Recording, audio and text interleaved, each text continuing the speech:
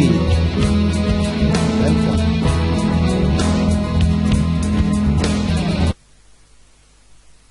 जमात पंजुम, मजमून रियाजी, सबक नंबर 1।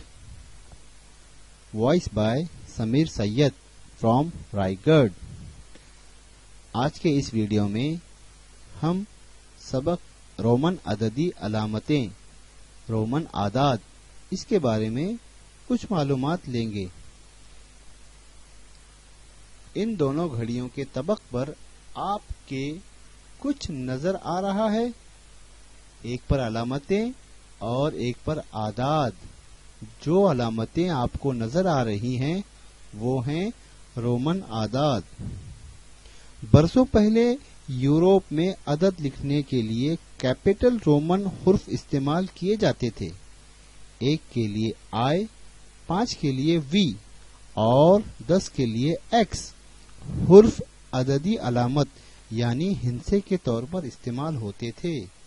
इसलिए अददों को लिखने के इस तरीके को रोमन अददी तहरीर का तरीका कहते हैं। इस तरीके में सिफर के लिए कोई अलामत नहीं होती। इसी तरह हिंसों की मुकामी कीमत भी नहीं होती। रोमन अददी अलामतों की मदद से अदद लिखने के लिए बाज उसूल बनाए गए हैं। आओ देखें।